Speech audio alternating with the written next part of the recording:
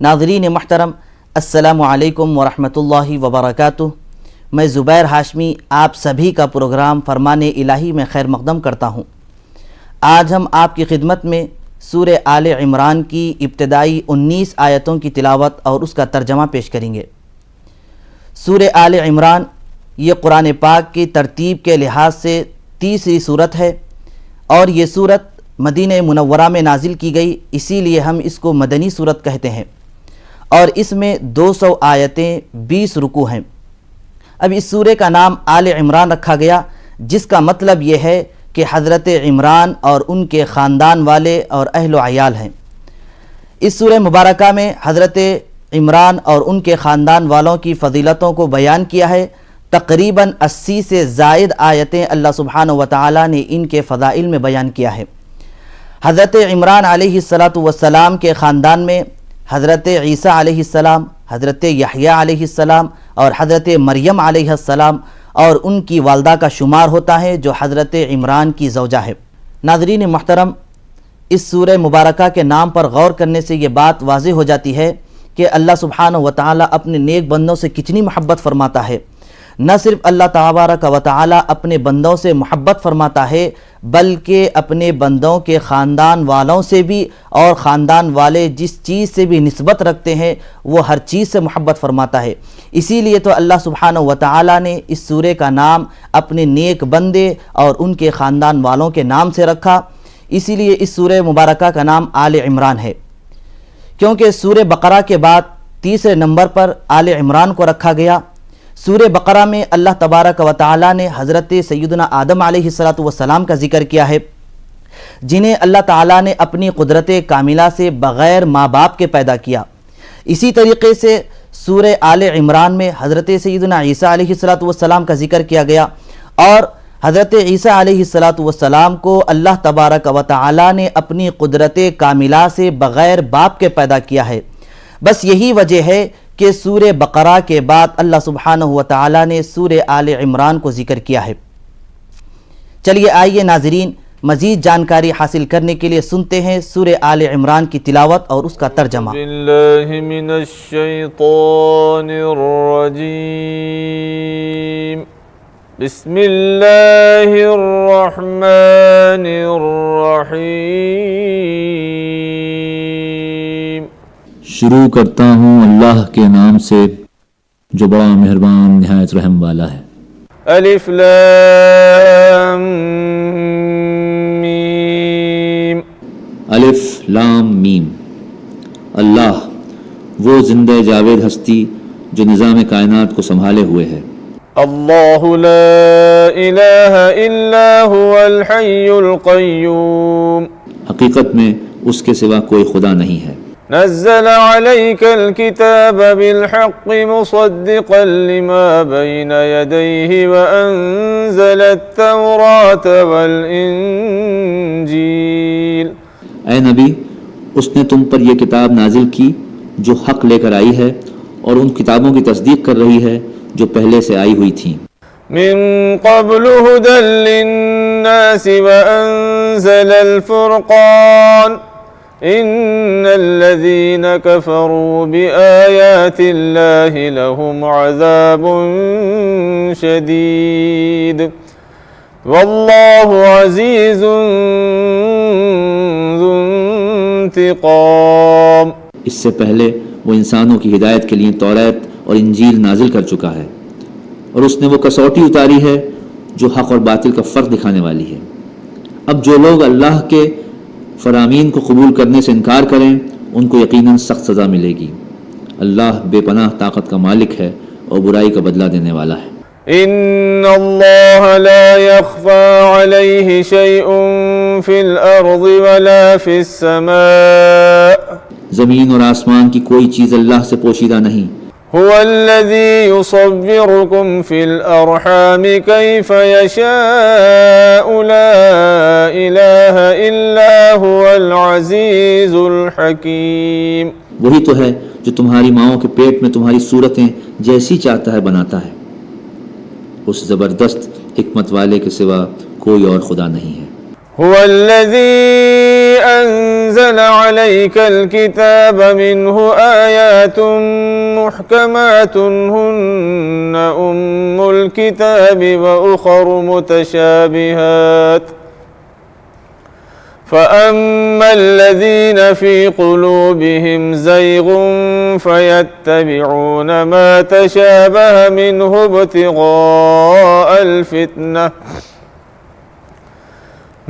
ابتغاء الفتنة وابتغاء تأويله وما يعلم تأويله إلا الله والراسخون في العلم يقولون آمنا به كل من عند ربنا وما يذكر إلا أولو الألباب. اے نبی، وہی خدا ہے جس نے یہ کتاب تم پر نازل کی ہے. اس کتاب میں 2 طرح کی آیات ہیں، ایک محکمات جو کتاب کی اصل بنیاد ہیں، اور دوسری متشابہات.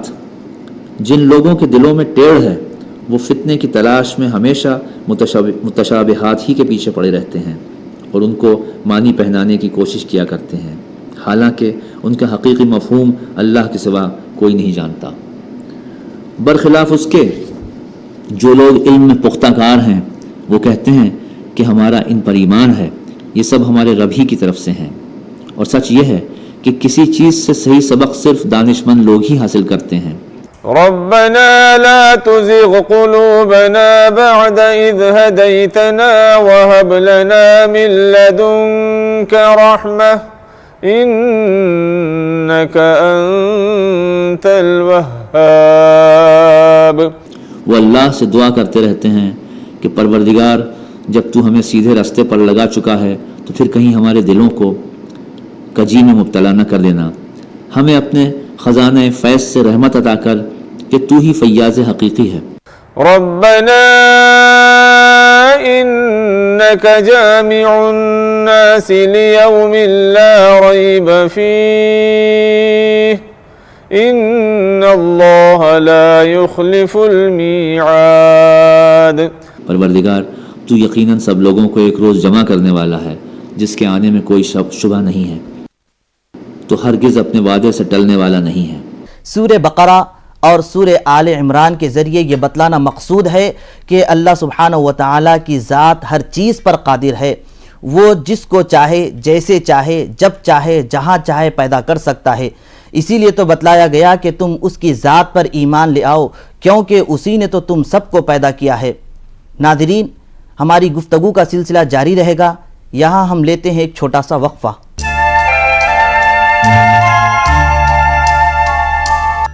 وقفے کے بعد ایک بار پھر آپ سبھی کا خیر مقدم ہے.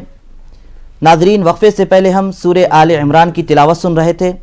حدیث شریف میں آتا ہے کہ حضور نبی کریم صلی اللہ علیہ وسلم نے ارشاد فرمایا کہ جو کوئی بندہ سورہ بقرہ اور سورہ آل عمران کی تلاوت کرتا رہتا ہے تو قیامت کی ہولناکیوں کے وقت یہ دونوں صورتیں اس پر ابر کی طرح، بادل کی طرح سایہ کرتے رہیں گے اور قیامت کے دن وہ اس کی حفاظت کریں گے.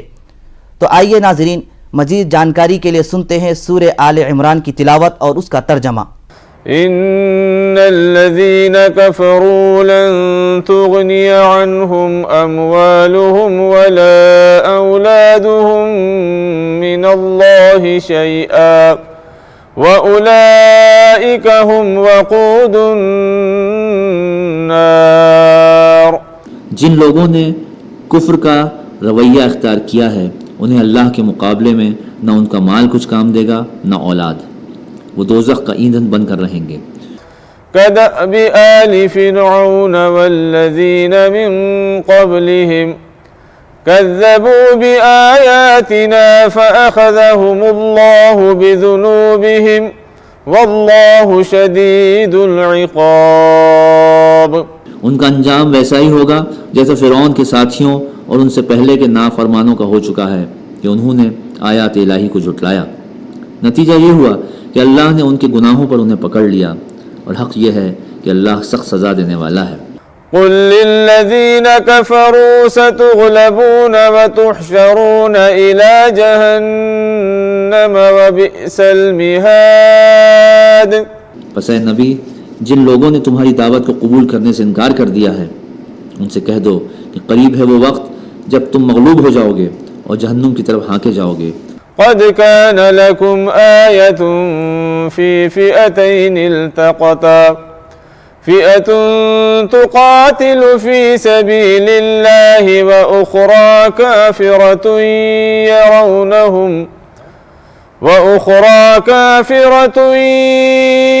يرونهم مثليهم رأي العين والله يؤيد بنصره من يشاء إن في ذلك لعبرة لأولي الأبصار۔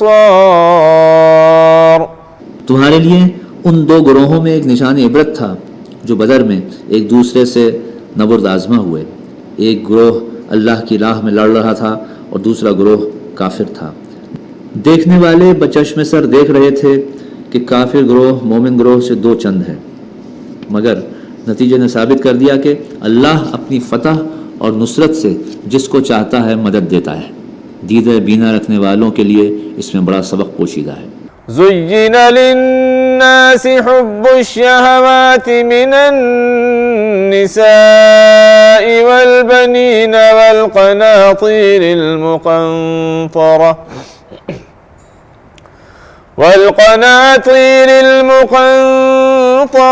من الذهب والفضة والخيل المسومة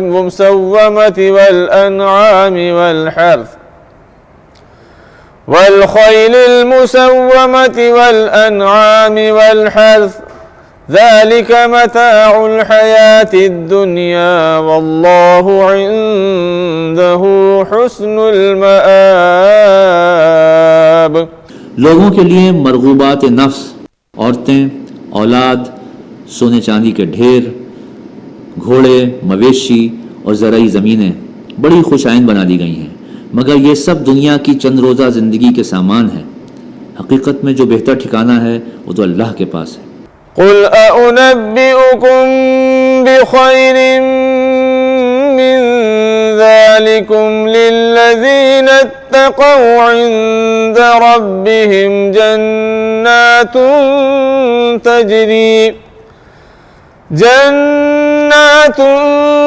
تجري من تحتها الأنهار خالدين فيها وأزواج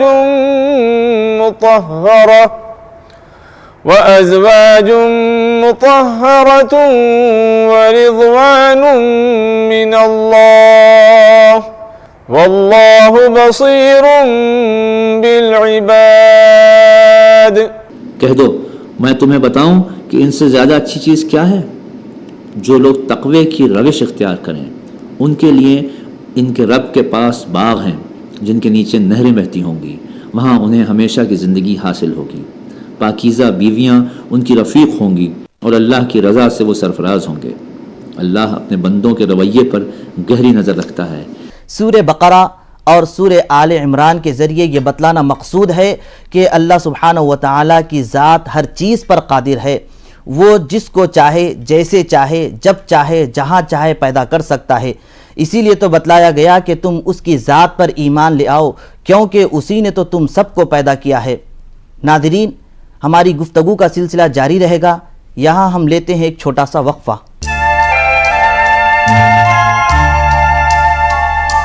آپ سبھی کا خیر مقدم ہے۔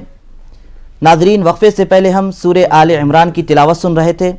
حدیث شریف میں آتا ہے کہ حضور نبی کریم صلی اللہ علیہ وسلم نے ارشاد فرمایا کہ جو کوئی بندہ سورہ بقرہ اور سورہ آل عمران کی تلاوت کرتا رہتا ہے تو قیامت کی ہولناکیوں کے وقت یہ دونوں صورتیں اس پر ابر کی طرح، بادل کی طرح سایہ کرتے رہیں گے اور قیامت کے دن وہ اس کی حفاظت کریں گے۔ تو آئیے ناظرین، مزید جانکاری کے لیے سنتے ہیں سورہ آل عمران کی تلاوت اور اس کا ترجمہ۔ الذين يقولون ربنا إننا آمنا فاغفر لنا ذنوبنا وقنا عذاب النار. یہ وہ لوگ ہیں جو کہتے ہیں کہ مالک ہم ایمان لائے، ہماری خطاؤں سے درگزر فرما اور ہمیں آتش دوزخ سے بچا لے.